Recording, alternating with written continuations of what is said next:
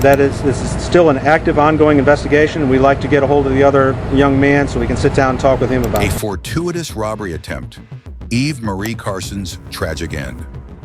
Eve Marie Carson was born on November 19, 1985 in Athens, Georgia. From an early age, she demonstrated exceptional talent and leadership potential. These qualities were evident even in her high school years. At Clark Central High School, she was both elected student body president and valedictorian. She distinguished herself not only with her academic achievements, but also with her volunteer work. She volunteered as a peer educator at the Athens Area Attention Home, a safe haven for abused and runaway youth, served as a page in the U.S. House of Representatives, and worked as a lab assistant in a stem cell research laboratory. Even at this young age, she possessed a passion for making the world a better place. Eve's life wasn't limited to academic achievement. She volunteered with children, tutored elementary school students in science, and coached a track program for young girls. Her wanderlust took her to different corners of the globe. In the summer of 2005, she worked as a medical assistant in rural Ecuador, worked on a coffee farm, and taught computer skills to indigenous communities in the Amazon rainforest. In 2006, she studied abroad in Cuba and spent the summer working for a military research unit in Egypt. Her future plans were as bright as her current achievements. She considered attending law school or studying public health and public policy. Just before her death, she had accepted a job offer from McKinsey & Company, an international management consulting firm. Eve Marie Carson had packed an incredible life into her short life, leaving her mark both academically and socially. The beginning of a nightmare, a dark night. On the night of March 4th, 2008, Eve's life would take a tragic turn. Two young men, Demario James Atwater and Lawrence Alvin Levitt Jr., were hatching a criminal scheme in Chapel Hill. Both men had extensive criminal records and numerous priors. Levitt was on probation at the time of the murder, and Atwater had been arrested for illegal gun possession at the same time, but released on bail. These two young men were driving around in their mother's car looking for a victim. Eve Marie Carson had gone out that night after studying at her dormitory.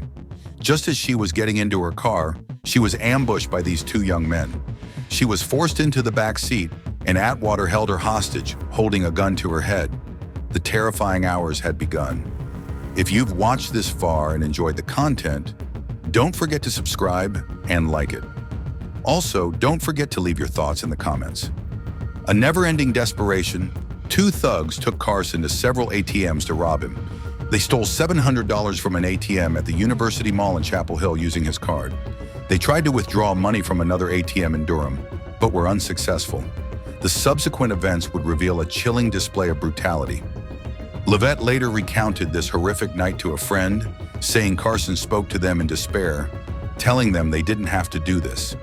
He pleaded for his life, saying, "Take anything you want. You don't have to kill me." But these words failed to stir the thug's conscience. They saw Carson's faces and decided he must be killed.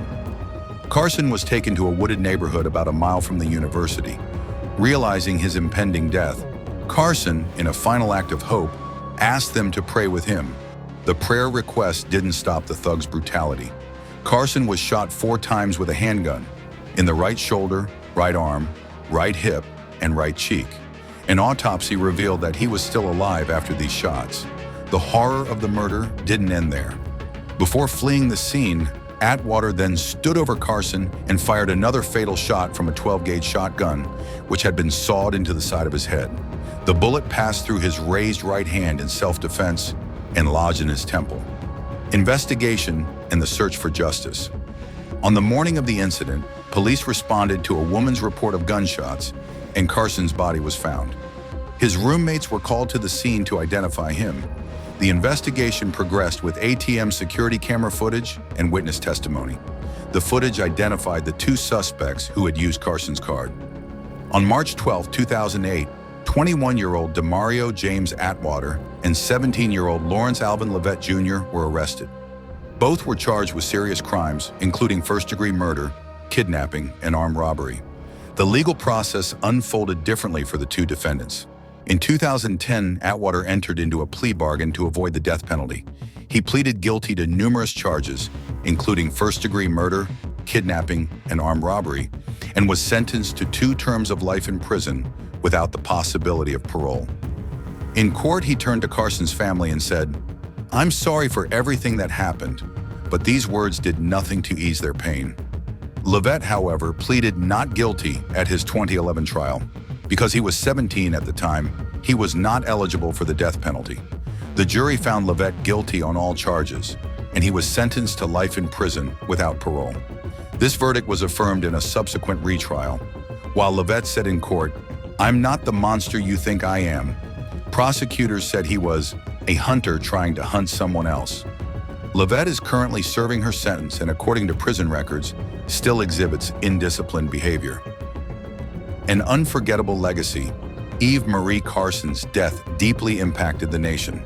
Thousands attended memorial services held at UNC. The university president described Carson as a true gift to Chapel Hill. A moment of silence was observed in her memory before the Carolina-Duke men's basketball game. Carolina basketball teams wore a black badge with Eve on their jersey for the remainder of the season. A scholarship fund and a memorial garden were established at UNC in Eve's memory.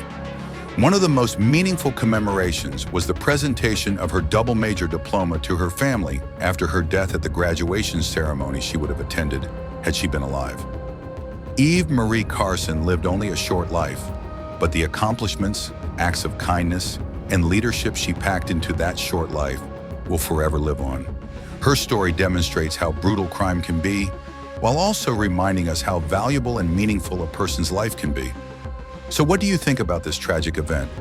I'm looking forward to your comments.